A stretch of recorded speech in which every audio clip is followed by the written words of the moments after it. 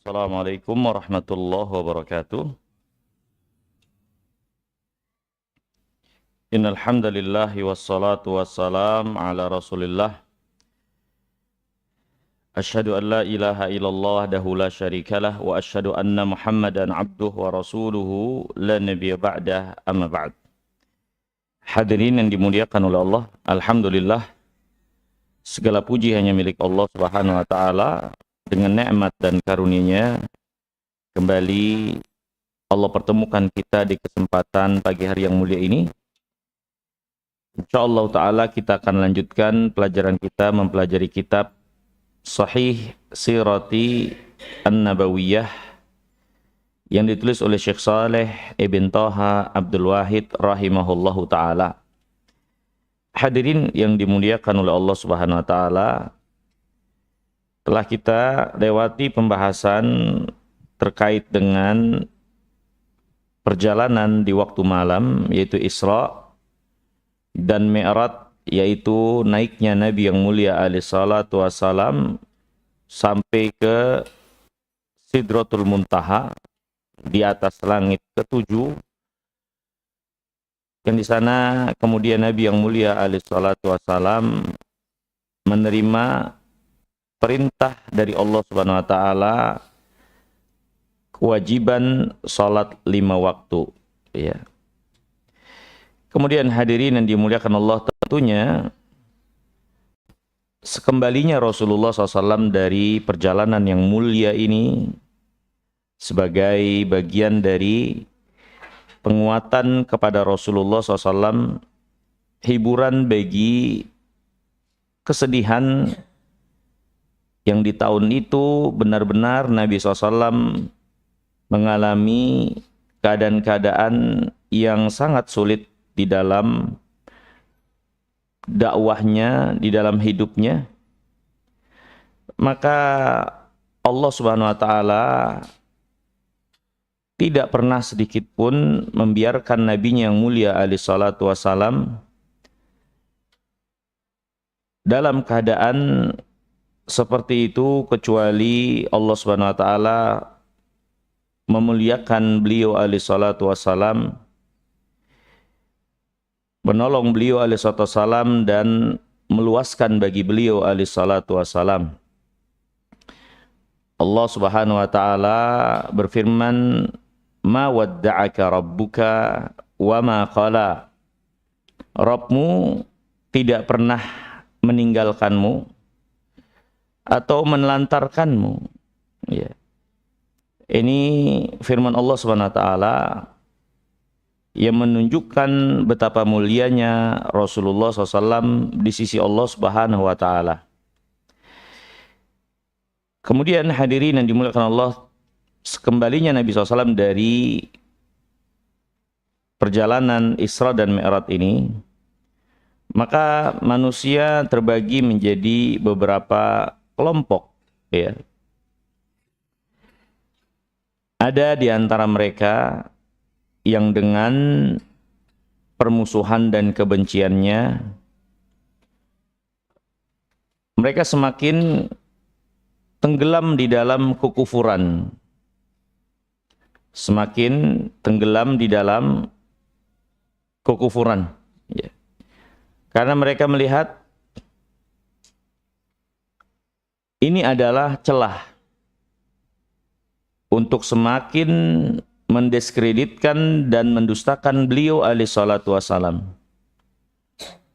Karena pada kejadian ini mereka memiliki kesempatan yang terbuka untuk tidak mempercayai apa yang Nabi yang mulia alaihi salatu wassalam itu bawa dan beliau sampaikan. Karena akhirnya menurut akal manusia yang penuh dengan keterbatasan, ya, tentunya apa yang dialami Nabi SAW ini sama sekali tidak masuk akal, ya, sama sekali tidak masuk akal. Sehingga mereka menjadikan ini satu kesempatan bahkan untuk memanfaatkan Rasulullah SAW untuk semakin dijatuhkan. Ya. Allah Subhanahu Wa Taala menjelaskan tentang keadaan orang-orang musyrikin. Ketika dihadapkan kepada mereka tanda di antara tanda kebesaran keagungan Allah, mukjizat, maka itu tidak merubah apa yang ada pada mereka, tidak menambah kecuali mereka semakin berpaling. Ya. Allah Subhanahu wa taala berfirman, "Wa in yarau ayatan yu'ridu wa yaqulu sihrun mustamir." Wa kadzdzabu wattaba'u ahwa'ahum wa kullu amrin mustaqir. Allah berfirman, dan ketika mereka melihat ayat, mukjizat, tanda-tanda kebesaran keagungan Allah, mereka berpaling sambil mengatakan, dan mereka mengatakan, ya inilah sihir yang dilanjutkan, yang diteruskan, ya, dari apa yang diperlihatkan. Mereka malah menuduh Nabi yang mulia alaihissalam dan apa yang beliau bawa adalah sihir. Dan mereka mendustakan dan melanjutkan mengikuti hawa nafsu mereka. Itu apa-apa yang menjadi kesimpulan mereka, cara pikir mereka yang jelas-jelas bertolak belakang dengan apa yang datang dari kebenaran dari Allah dan Rasul-Nya. Ya. Ini hadirin dan dirahmati dan dimuliakan Allah, keadaan orang-orang kafirin. Ya. Adapun orang-orang beriman, terkhusus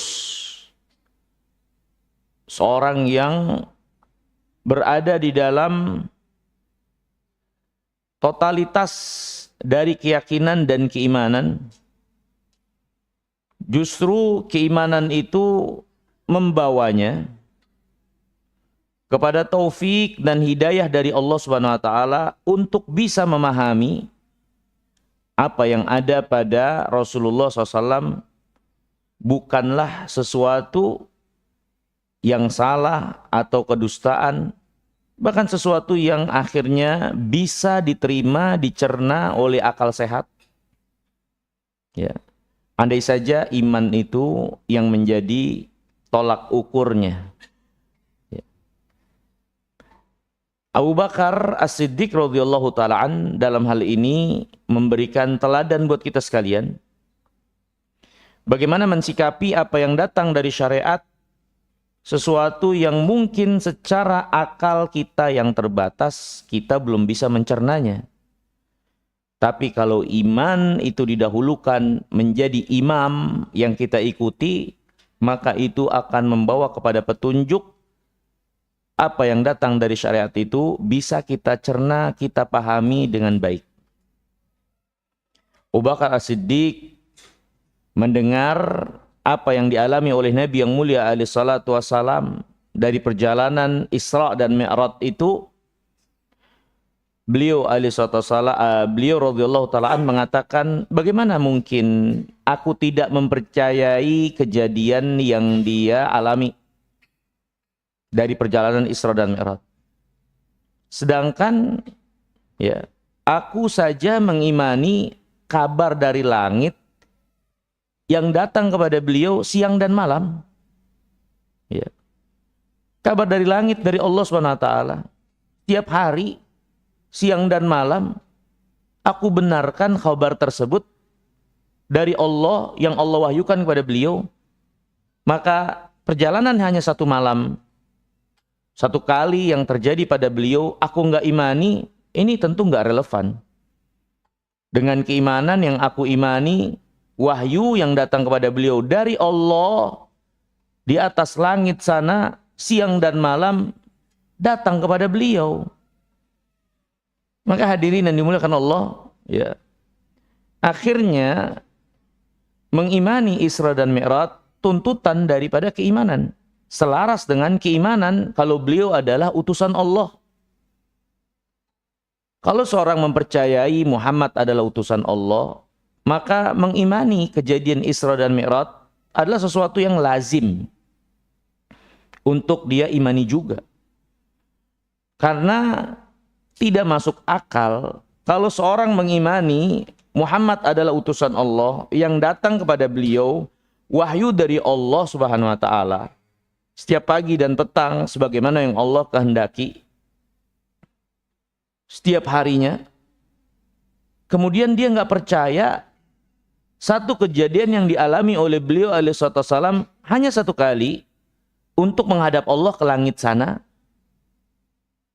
Maka nggak bisa diterima kalau dia mengimani Muhammad adalah Rasul Allah, dapat wahyu, ya, terus dia nggak mengimani kejadian Isra dan Mi'raj. Maka ini tentu pola pikir yang sehat, yang lurus, yang benar. Ya. Dan inilah hadirin yang dimuliakan Allah, akhirnya keimanan yang ada pada Abu Bakar, ya, memudahkan dia, ya, untuk bisa mencerna, menerima apa yang datang dari syariat. Tapi ketika seorang melihat dan memandang agama ini sudah diawali dengan pandangan kebencian, tidak suka, kekufuran, maka dia akan terhalang untuk bisa melihat agama ini dengan benar sebagai satu kebenaran dari Allah Subhanahu wa taala. Ya. Lihat keadaan yang sangat kontradiktif sekali apa yang menjadi keadaan Abu Jahal dengan Abu Bakar. Dua kutub yang berbeda dalam mengimani. Di satu sisi Abu Jahal malah menganggap ini celah untuk bisa menjerumuskan, mendiskreditkan Rasulullah SAW Muhammad. Di sisi lain Abu Bakar justru melihat ini, memandang ini sebagai penguatan akan kebenaran yang ada pada beliau. Ya. Akhirnya dua pandangan yang sangat berbeda. Dan itu berpulang kepada apa yang menjadi dasar dalam memandang, dalam melihat. Kalau memandang dan melihatnya didasari atas dasar kebencian, nggak suka, pengingkaran, ya, maka pastinya hasilnya bisa kita simpulkan adalah hasil yang buruk, yang jelek, dan tidak proporsional. Tapi kalau dasarnya iman, jujur, ingin kebenaran, mengikuti kebenaran, maka insya Allah Ta'ala hasil dari pandangan dan penilaian pasti proporsional, lurus, dan benar. Ya. Ini hadirin yang dirahmati dan dimuliakan oleh Allah Subhanahu wa taala. Mari kita perhatikan, ya, riwayat yang menjelaskan tentang keadaan setelah Nabi yang mulia alaihi wasallam mengalami Isra dan Mi'raj ini, ya. Penulis rahimahullah menjelaskan setelah Nabi yang mulia alaihi wasallam mengalami kejadian Isra dan Mi'raj, ya, maka Rasulullah SAW bersabda, diriwayatkan dari Ibnu Abbas dengan sanad yang dihasankan oleh para ulama, diriwayatkan oleh Imam Ahmad, dibawakan oleh Imam Ibn Hajar dalam kitab Fathul Bari.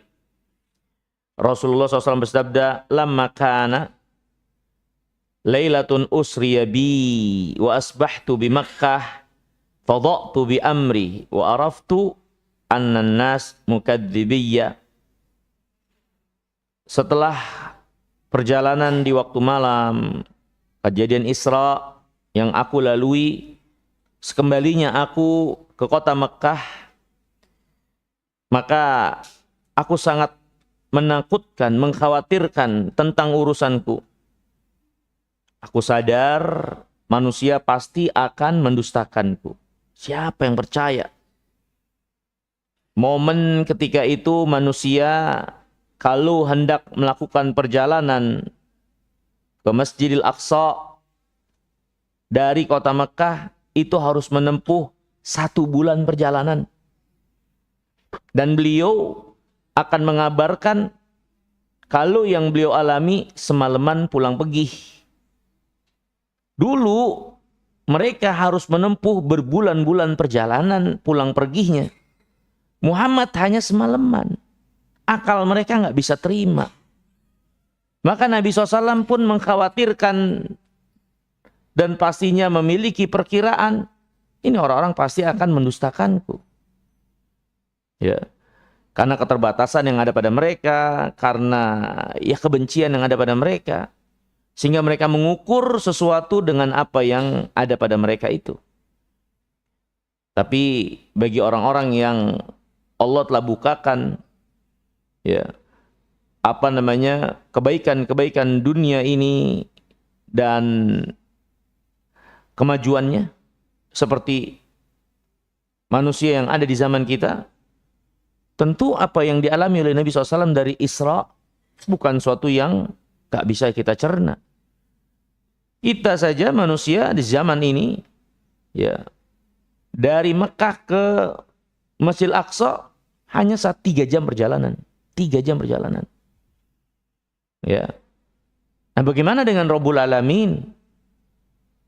Kita saja manusia bisa membuat satu alat teknologi yang memperpendek jangka waktu perjalanan Mekah ke Masjidil Aqsa menjadi 3 jam. Maka bagaimana dengan Rabbul Alamin? Tapi kebencian tetaplah kebencian. Akhirnya tidak bisa memandang dengan proporsional. Ditambah selain kebencian, orang-orang musyrikin Mekah ketika itu berada dalam keterbatasan pada apa yang menjadi keadaan mereka. Ini hadirin yang dimuliakan Allah. Perhatikan. Banyak urusan daripada agama ini, terutama perkara gaib yang dikabarkan oleh Allah dan Rasul-Nya,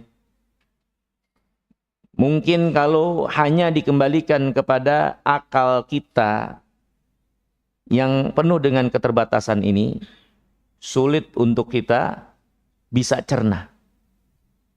Ya, ketika Allah menjelaskan tentang surga, bidadarinya, apa yang ada di dalamnya, neraka dan seterusnya.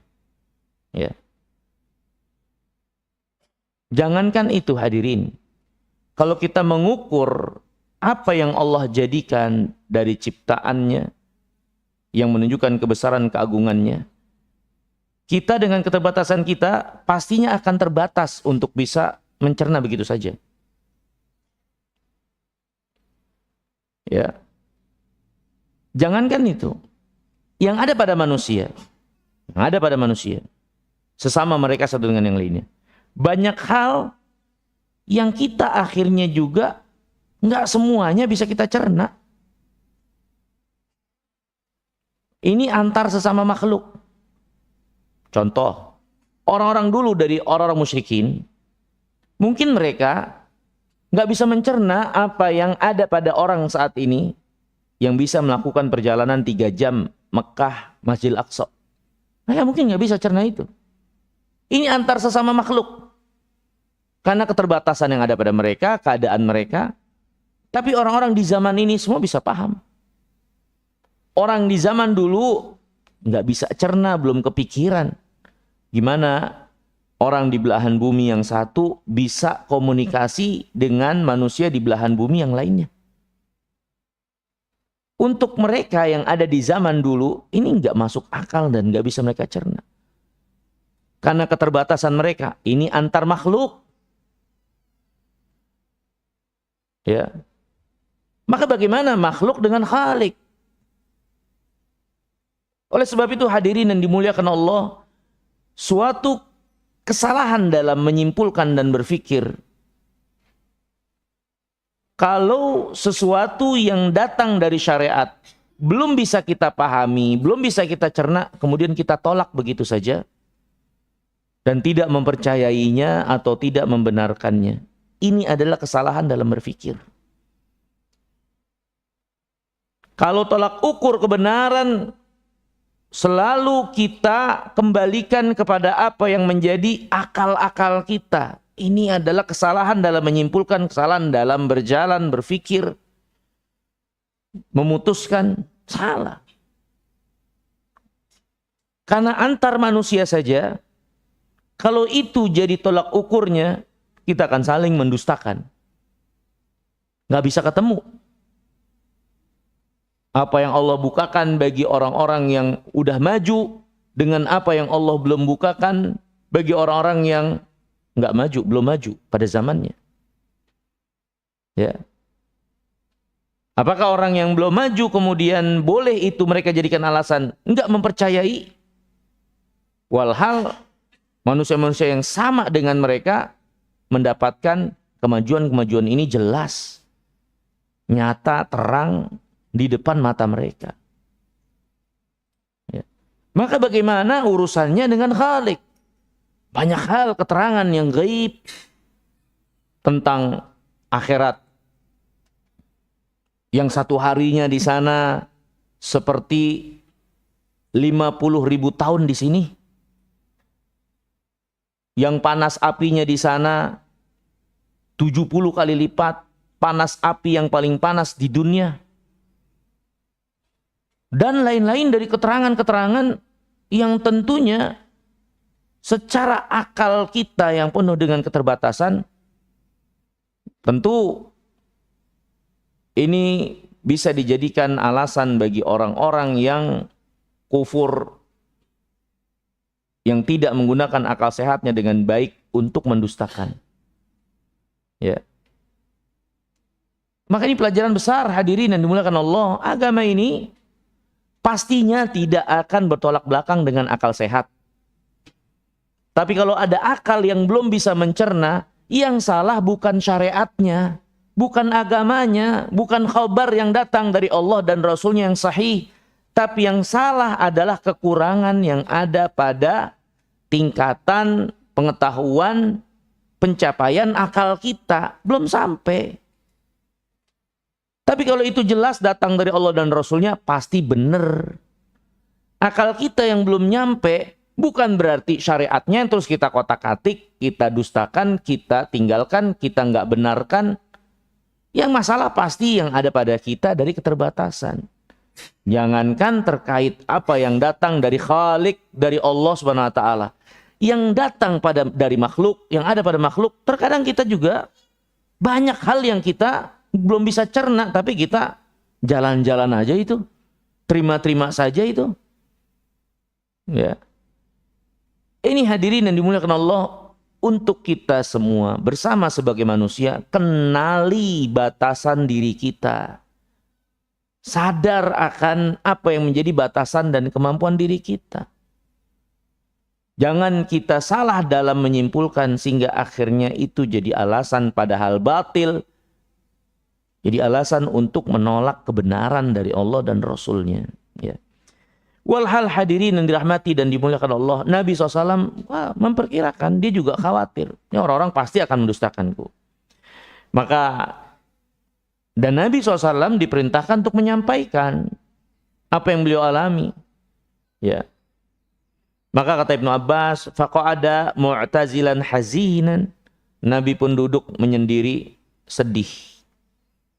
Ya, setelah dia mengalami Isra dan Mi'raj, anugerah Allah yang besar, menguatkan imannya, tapi dia akhirnya setelah itu semua dia sedih. Sedih bukan lantaran apa yang dia alami, tapi dia sedih lantaran ini orang-orang dia takutkan pasti akan punya celah untuk mendustakan beliau. Beliau itu sangat ingin iman, manusia beriman. Manusia itu mengimani apa yang beliau bawa, mengikuti kebenaran. Beliau itu sangat antusias dan memiliki keinginan besar untuk keimanan manusia. Allah berfirman, ya, harisun alaikum bil mu'minina raufur rahim. Dia Muhammad itu sangat antusias menginginkan kalian beriman. Dan dia sangat mengasihi orang-orang beriman. Ya.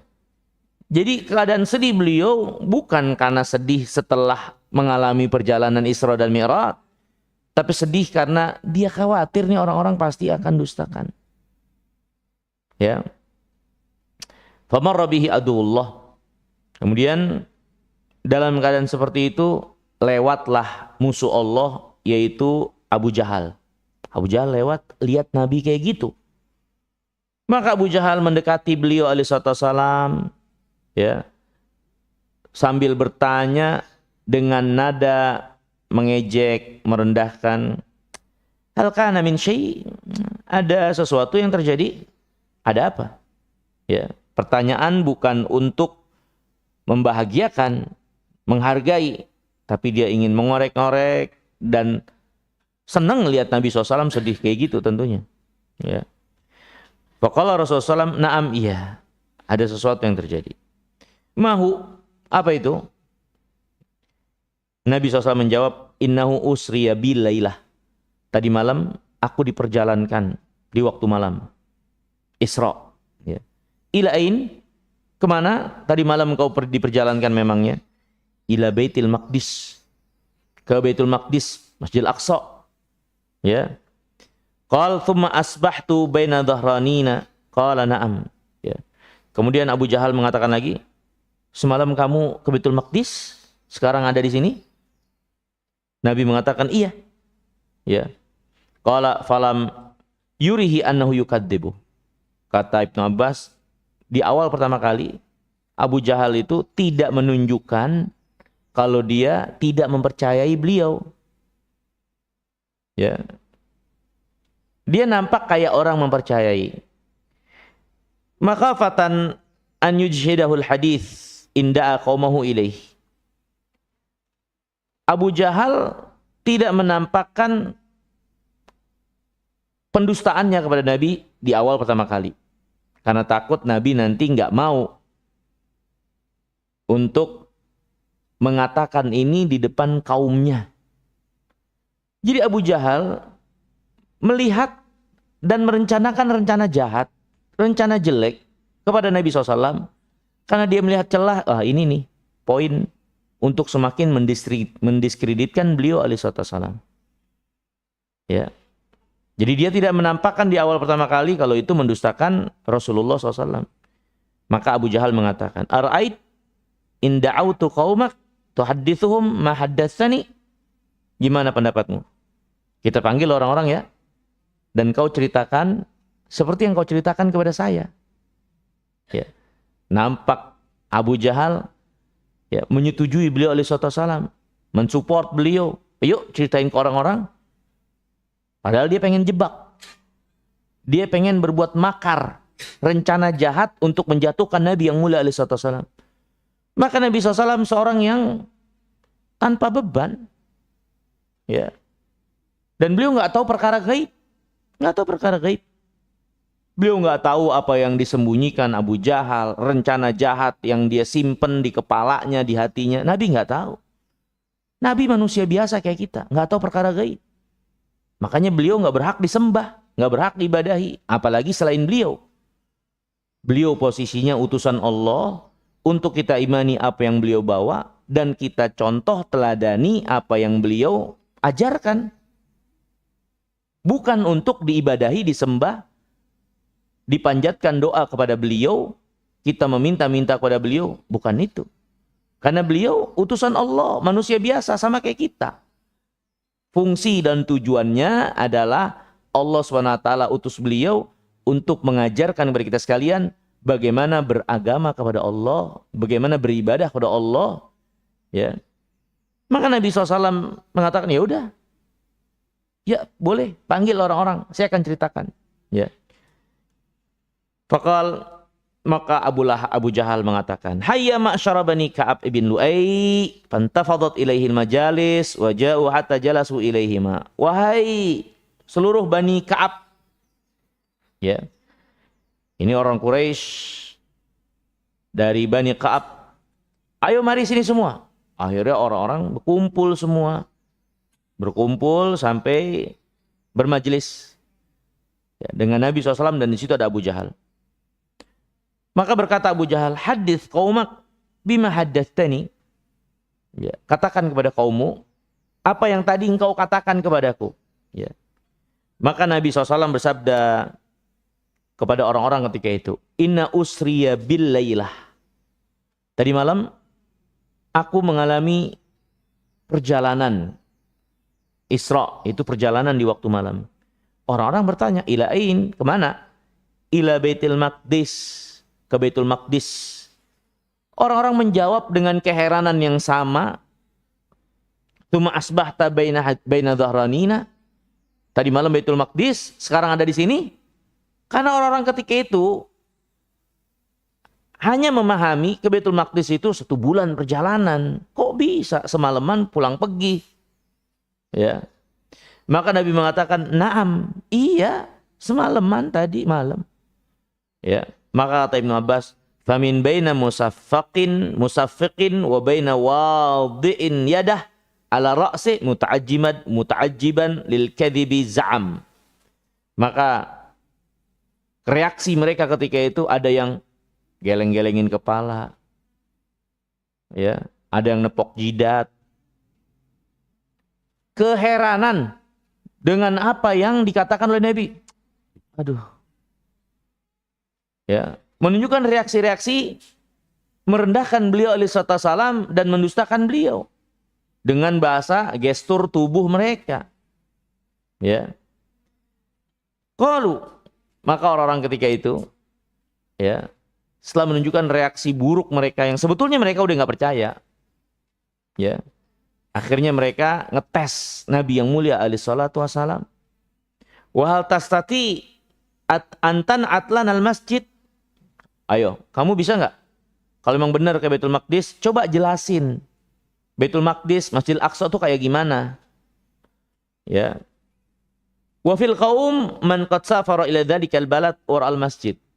Dan ada di antara orang-orang ketika itu orang yang pernah ke sana dan tahu betul keadaan Baitul Maqdis, ya, sifat masjidnya bagaimana, dia tahu persis. Ya. Faqala Rasulullah SAW, maka Nabi SAW bersabda, fadhahabtu ana'at, maka aku pun mulai untuk menceritakan apa yang aku lihat. Ya. Famaziltu an'at hatta iltabasa alayya ba'dun na'at.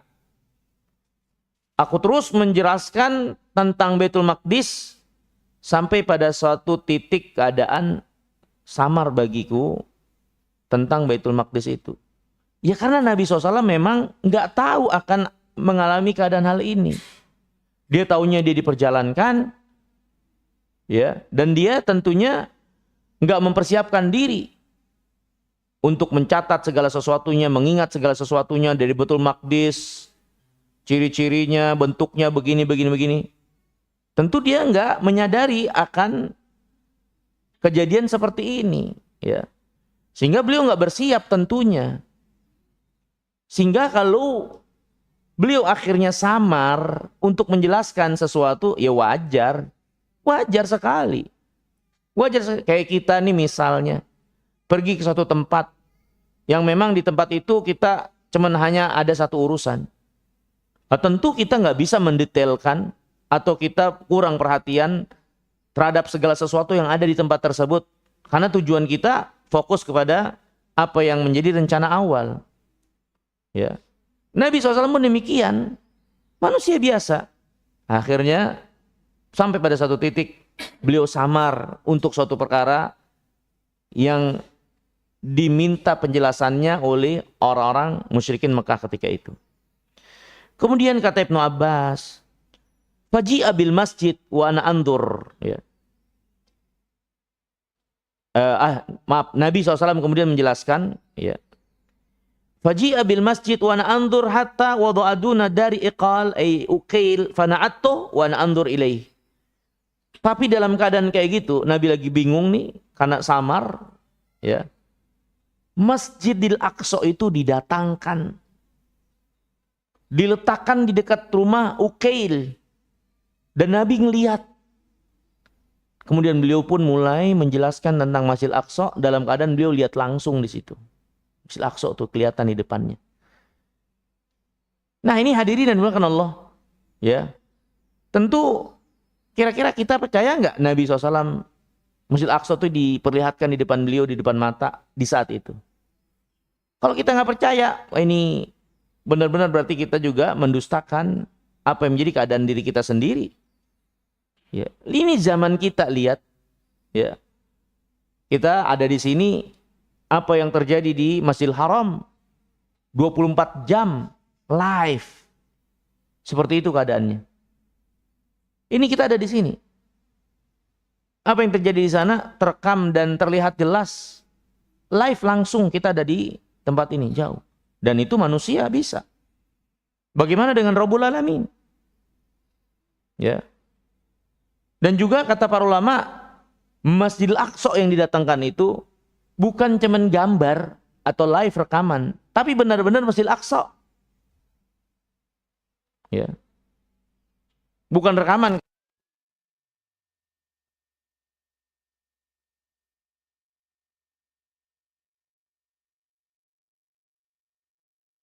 Masjid Aqsa-nya didatengin di depan Nabi ketika itu.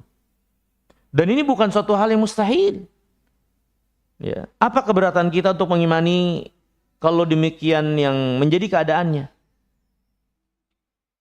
Apalagi setelah kita mengetahui keterangan dari Allah Subhanahu wa taala tentang satu kejadian Nabi Sulaiman bersama bangsa jin yang di bawah kekuasaannya, ya,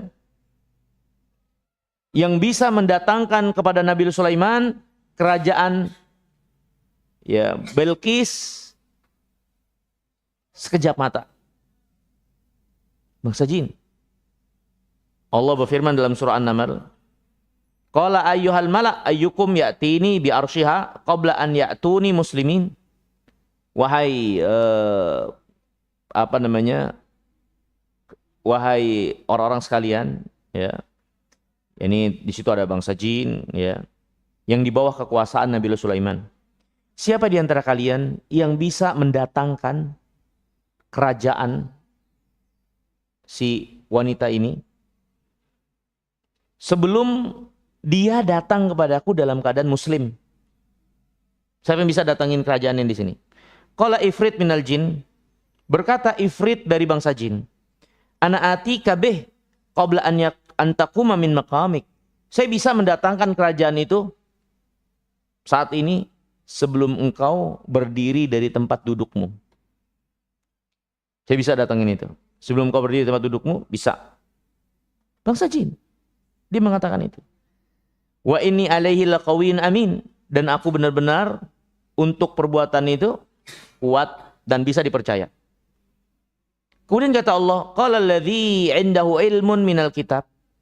Maka berkata orang yang memiliki pengetahuan tentang kitab, ana atika bih qabla an yartadda ilaika tarfuk. Saya bisa mendatangi kerajaan Bilqis itu sebelum engkau memejamkan matamu. Ini aku bisa datangin sekejap mata. Ini hadirin dan dimuliakan Allah. Ini firman Allah. Memang begitu keadaannya. Ada di antara makhluk Allah yang bisa melakukan demikian pada kerajaan Sulaiman ketika itu. Maka bukan hal yang rumit dan sulit tentunya bagi Rabbul Alamin untuk mendatangkan Masjidil Aqsa utuh di depan Nabi SAW, sehingga beliau menjelaskan Masjidil Aqsa itu dalam keadaan melihat langsung. Makanya kata para ulama, ini Masjidil Aqsa yang benar-benar didatengin, yang benar-benar didatangkan oleh Allah, bukan sekedar gambar siaran langsungnya aja. Ya. Maka kata Nabi, faji'a bil masjid wa ana anzur hatta wudi'a duna dari iqal. Dan didatangkan masjid itu sehingga aku lihat dia itu diletakkan, ya, di antara rumahnya Iqal atau Uqail. Aku pun menerangkan tentang Masjidil Aqsa dalam keadaan melihat langsung. Maka berkata orang-orang yang dengar ketika itu, khususnya mereka yang pernah datang ke Masjidil Aqsa, amanat fa wallahi laqad asab. Adapun apa yang diceritakan dari sifat keadaan Masjidil Aqsa, benar. Benar, Muhammad benar. Ya Masjidil Aqsa kayak gitu memang. Tapi hadirin yang dirahmati dan dimuliakan Allah, apakah ini membuat mereka jadi beriman? Enggak juga, enggak. Mereka tahu Nabi SAW benar. Dites juga Nabi SAW benar, tapi tetap enggak beriman. Makanya hadirin yang dimuliakan Allah, kalau Allah anugerahkan kita keimanan, hidayah, lunaknya hati kita, menerima kebenaran Islam ini, kita yakini, kita amalkan, bersyukur kepada Allah. Di sana banyak hati-hati yang padahal telah ditunjukkan bukti-bukti jelas kebenaran ini, tapi nggak kunjung beriman. Seperti orang musyrikin pada zaman Nabi SAW. Betapa banyak mereka melihat mukjizat, tanda kebesaran, keagungan Allah, kebenaran Muhammad SAW, nggak kunjung beriman. Nggak kunjung beriman. Ya. Maka iman nilainya mahal sekali. Maka jangan disia-siakan. Jangan disia-siakan.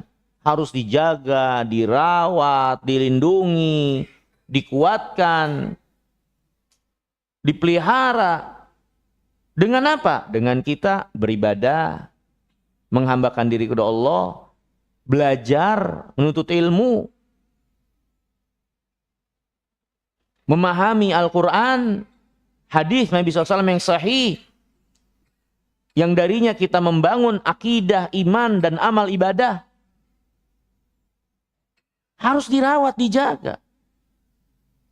Sebagai bentuk syukur kita kepada Allah.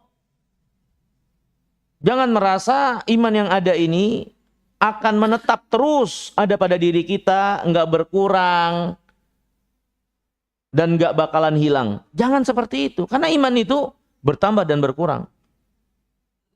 Dan pengurangannya bisa sampai pada titik hilang sama sekali. Ya. Jadi harus dijaga. Kalau Allah SWT menganugerahkan kepada kita iman, karena itu nikmat yang sangat besar dan mahal. Allah berfirman tentang orang-orang kafirin. Di yaumul qiyamah, Allah berfirman, innal ladzina kafaru law anna lahum ma fil ardi jami'an wa mithlahu ma'ahu liyaftadu bihi min adzabi yaumil qiyamah ma tuqabbila minhum wa lahum adzabun alim. Wa hum yuriduna an yakhruju minha wa ma hum bikharijina minha. Sesungguhnya orang-orang kafirin, kalau mereka punya dunia, dunia ini semua loh, bukan Indonesianya saja, dan akhirnya nggak ada yang punya se-Indonesia. Ya, kalaupun berkuasa ya berkuasa sifatnya tidak jadi pemilik secara keseluruhan dan bisa sewenang-wenang, nggak bisa. Ini punya dunia dan isinya, dia miliki itu semua. Orang kafir, kalau mereka punya dunia, isinya, wa mithlahu ma'ahu, dan ditambahkan lagi yang semisal dengan dunia untuk mereka miliki juga. Ya.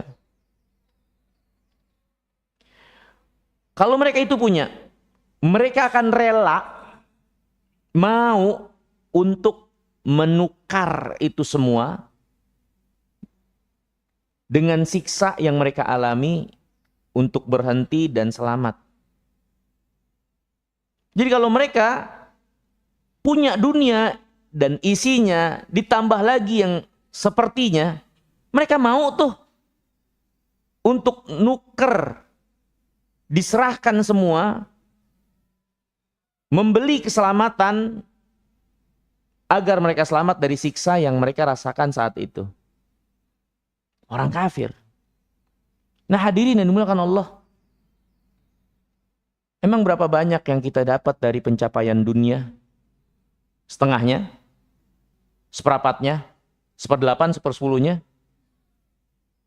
Sehingga ada orang-orang yang rela menjual agamanya untuk sedikit dari bagian dunia. Walhal dunia yang didapatkan dengan menjual agamanya, nggak ada setengahnya, seperempatnya juga nggak ada, sepersejutanya juga nggak ada, sedikit dari yang paling sedikit.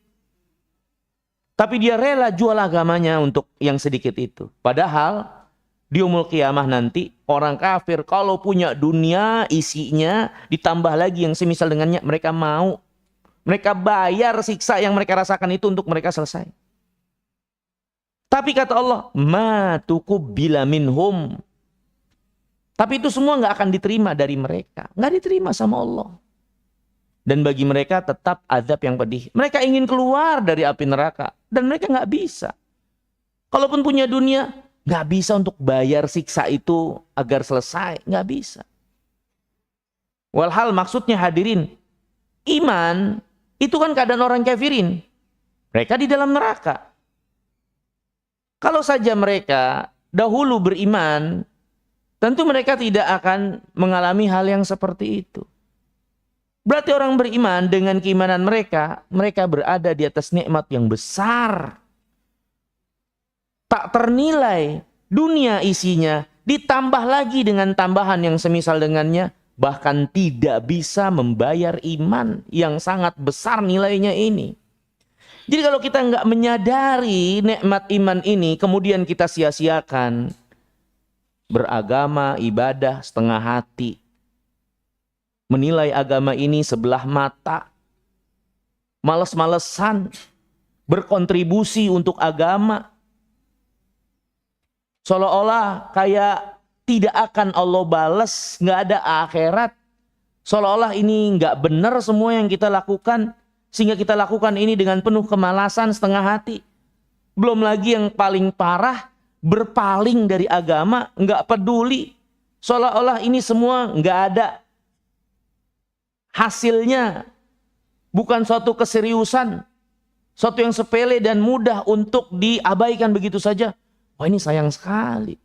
Ketika Allah beri kesempatan untuk beriman, terus dia nggak manfaatkan dan menganggap ini semua sebagai suatu yang sia-sia dan nggak sungguh-sungguh dia untuk menjaga merawat iman yang ada pada dirinya, sayang. Padahal iman itu kalau dibeli dengan dunia dan isinya, ditambah lagi yang semisal dengannya, nggak kebayar, nggak kebayar, nggak kebayar, nggak bisa bayar iman, nggak bisa nyelamatin seseorang dari siksa yaumul qiyamah kelak. Ya.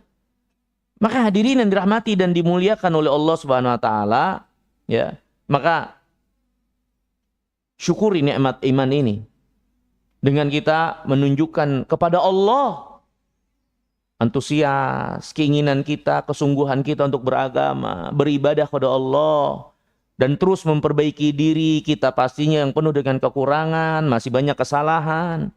Ibadah kita masih banyak cacatnya. Kita belum mengagungkan Allah dan pastinya nggak akan bisa mengagungkan Allah sebenar-benar pengagungan apa yang menjadi keberhakan Allah. Banyak kekurangan kita. Ditambah nggak ada jaminan seorang pun dari kita. Kalau apa yang ada pada diri kita dari keimanan itu sudah pasti Allah terima. Maka ketiadaan jaminan ini menuntut kita untuk apa?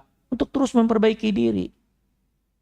Untuk terus mendekat kepada Allah, tunduk kepada Allah, minta kepada Allah, minta ampun kepada Allah agar amal ini diterima, iman ini diterima. Bukan malah sebaliknya, malah berpaling, malah menjauh. Malah menganggap sepele agama ini, melupakan Allah, melupakan agama ini.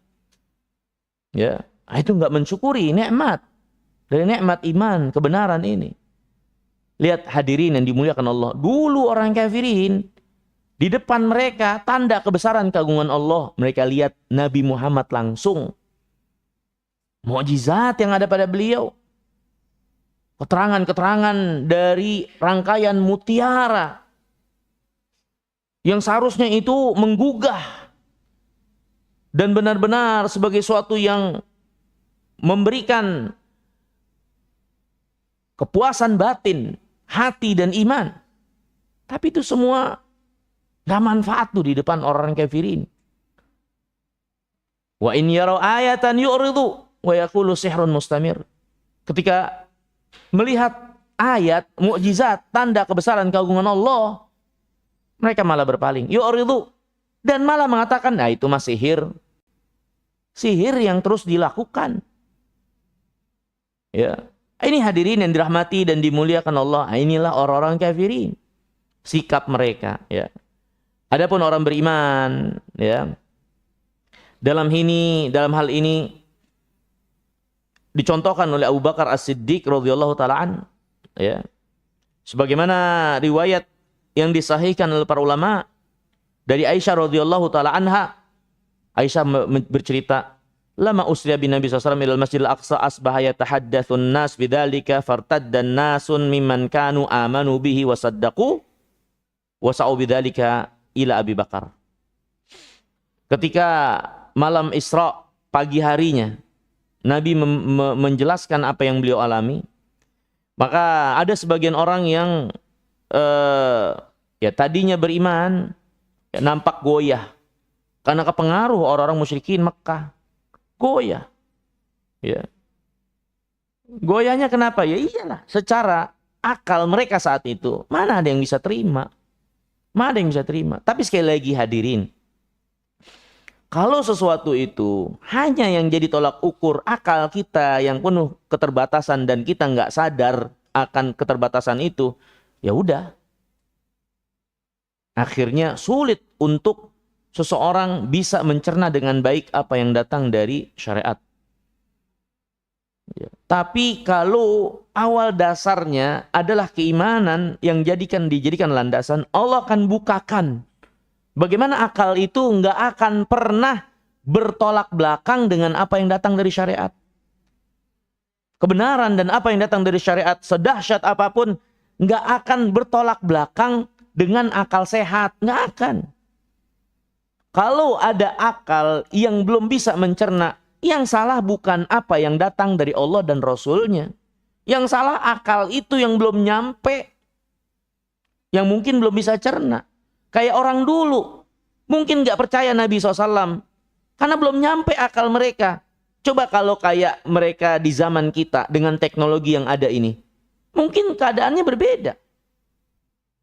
Nah itulah manusia ketika mereka gak menyadari keterbatasan mereka. Akhirnya melampaui batas mereka. Ya. Nah, ini hadirin yang dimuliakan Allah. Abu Bakar As-Siddiq, ya, kata Aisyah, ya orang-orang akhirnya ada di antara orang beriman bahkan sempat goyah juga.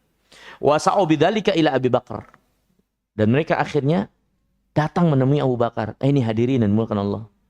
Di masa fitnah, ketika kita berada dalam keguncangan ya dari agama yang kita imani, maka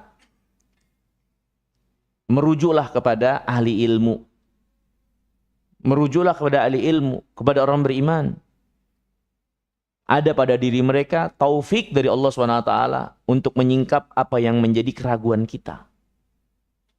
Ya, orang-orang ketika itu dari orang beriman yang sebagian mereka goyah, akhirnya mendatangi Abu Bakar menceritakan itu. Mereka mengatakan, halaka ila sahibik yaz'um anahu usriya bil laila ila Baitul Maqdis. Qala au qala dzalik, ya. Orang-orang mengatakan, engkau enggak nanya kepada sahabatmu itu, maksudnya Muhammad SAW. Dia mengatakan kalau tadi malam dia berjalan ke Baitul Maqdis udah balik lagi di sini. Abu Bakar mengatakan, dia mengatakan itu. Maka orang-orang yang datang kepada Abu Bakar mengatakan, iya dia mengatakan itu. Maka Abu Bakar mengatakan, la in kana qala dzalika laqad shadaq. Kalau Muhammad ngomong gitu, dia benar. Dia pasti benar. Dia ngapain kalian ragu? Itu benar dia kalau emang ngomong begitu pasti benar. Cuman Abu Bakar memastikan, Rasulullah Muhammad bilang begitu, iya benar dia. Kalau dia ngomong begitu pasti benar udah. Ya. Qalu au tusaddiq annahu dhahaba al-laila ila Baitul Maqdis wa jaa'a qabla an yusbih. Engkau membenarkan dia dari apa yang dia ceritakan semalam dia ke Baitul Maqdis terus pagi-pagi udah ada di sini. Maka kata Abu Bakar, "Na'am, ini usaddiqo, iya aku membenarkan. Fima wa'abat min dalik." Bahkan untuk sesuatu yang lebih dari itu saya ngebenarin. Jangankan cuman semalaman dia bolak-balik perjalanan ke Baitul Maqdis saja, Yang lebih dari itu aku membenarkannya. Yaitu apa? Saddiquhu bi khabaris sama fi ghadwatin aw rauha fadzalika summiya Abu Bakar Siddiq. Aku itu membenarkan dia kalau telah datang kepadanya kabar dari langit bolak-balik. Siang, malam, pagi, sore. Kabar dari langit, dari Allah. Yang lebih jauh lagi dari sekedar Baitul Maqdis. Ya, dan itu nggak makan waktu lama, bolak-balik pagi, petang. Malaikat itu turun naik, menyampaikan wahyu dari Allah kepada Nabi-Nya yang mulia SAW. Saya membenarkannya. Gimana cuman sekedar satu kali perjalanan, apalagi ke Baitul Maqdis doang saya nggak membenarkan. Yang lebih dari itu saya benarkan.